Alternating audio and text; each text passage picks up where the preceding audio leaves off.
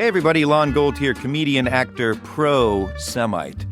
I am the host of a show called Stars of David, and I have a trusty sidekick named Eli Leonard. Anyway, last season on Stars of David, we schmoozed, we joked, we asked big questions. It's going to be even better this season, wouldn't you say, Eli? Yeah, the laughs are going to be bigger because I'm going to be talking more.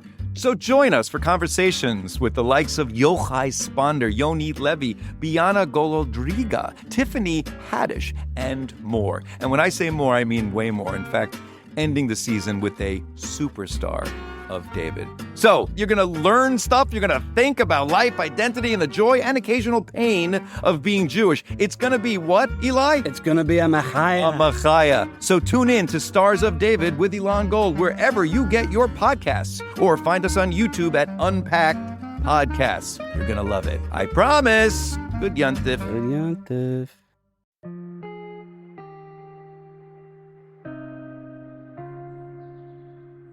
Welcome to Soulful Jewish Living, Mindful Practices for Every Day, with me, Josh Feigelson. I'm grateful you're here, and I hope you benefit from our time together. My son and I recently watched Captain America, the First Avenger, one of the early movies in the Marvel Avengers series. The movie has been out for a long time, and I don't think this is a spoiler, but just in case, fair warning. The whole film is basically a flashback.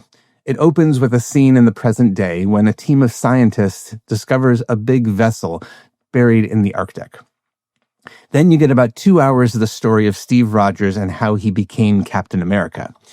The movie culminates, and here's the spoiler, in the captain crash landing the bad guy's giant airplane that was going to destroy New York City. In the final scene, he wakes up in a military facility 70 years later, realizes something is off, and bolts outside into Times Square, which is pretty different from the one he knew in the early 1940s. This makes Captain America different from Gal Gadot's Wonder Woman. While she also fights in World War II, she is, of course, an immortal Amazonian princess, which means she stays awake and alive to witness all the changes in the world. By contrast, Captain America, Cap to his friends, is more Rip Van Winkle. He doesn't know what he's missed. That leads to plenty of humor in the later movies, but also a wistful sensibility, as though the movie is saying, people, we really need some of that sense of duty and patriotism and moral clarity today. This is the 4th episode in our miniseries on mindfully engaging with the news, and I'm starting here with Captain America and his long sleep, because our topic today is Shabbat, not just the practice of the weekly holiday, but what I like to call Shabbat Mind, which is really a way of being in the world and an essential strategy for mindfully engaging with the news. Of course, Shabbat is not exactly about going to sleep, and it's definitely not about hibernating for 70 years.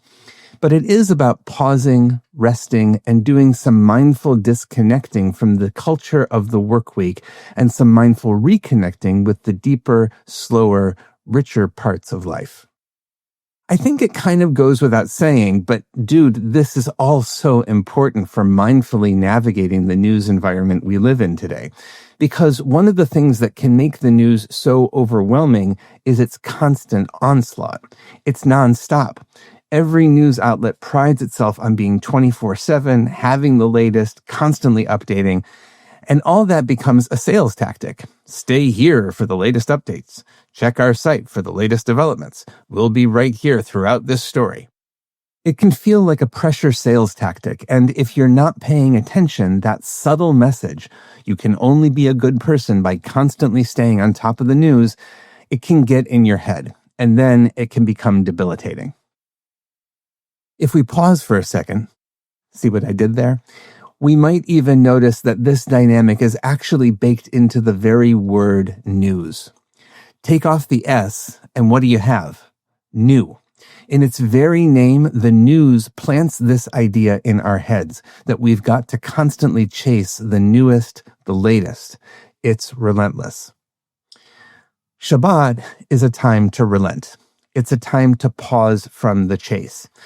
Unlike the constant chase for the new, Shabbat is about something that sounds the same but is fundamentally the opposite. It's about renewal.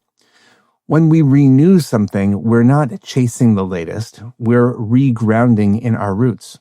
We're not leaving the old behind. We're returning to what is most lasting and true. This works in Hebrew the same way it works in English. The Hebrew word for news is chadashot, from the word chadash, new. The word for renewal is hitchadshut, from the same root, just like new and news, but really a complete inversion. Shabbat is a time of hitchadshut, a time of renewal.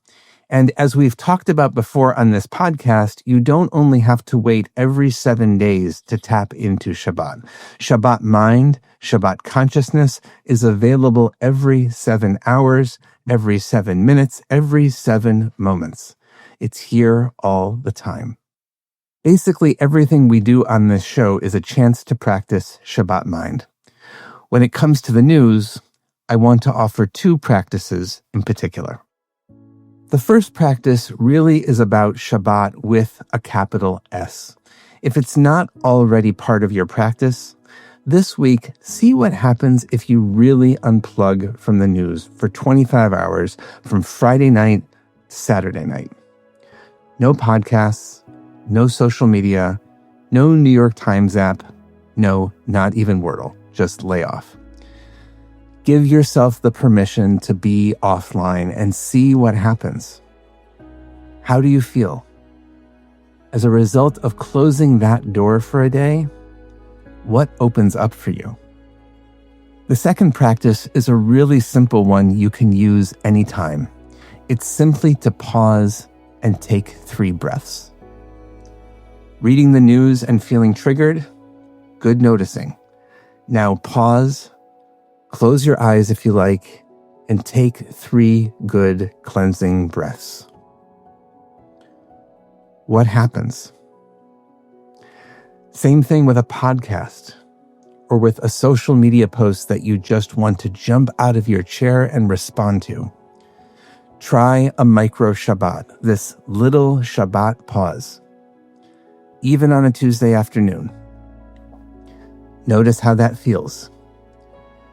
Notice if it leads to any positive change. The news tries to seduce us with a siren song that we always have to be chasing it.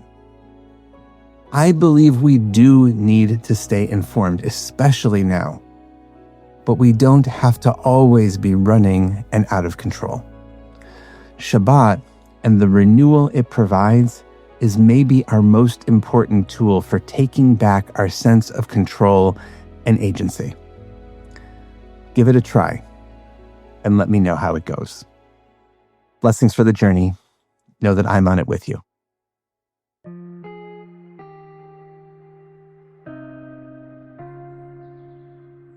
Thank you for joining us for Soulful Jewish Living, Mindful Practices for Every Day, a production of Unpacked, a brand of Open Door Media, and the Institute for Jewish Spirituality. This episode is sponsored by Jonathan and Corey Califer and the Somerset Patriots, the Bridgewater, New Jersey-based AA affiliate of the New York Yankees. If you like this show, subscribe, share this episode with a friend, and give us 5 stars on Apple Podcasts. Check out our website, unpacked.media, for everything Unpacked related, and subscribe to our other podcasts. And check out the Institute for Jewish Spirituality. Most importantly, be in touch about what you heard today, what you'd like to hear more about, or to dedicate an episode. Write to me at josh@unpacked.media. This episode was hosted by me, Rabbi Josh Feigelson. Audio was edited by Rob Pera, and were produced by Rivki Stern. Thanks for joining us.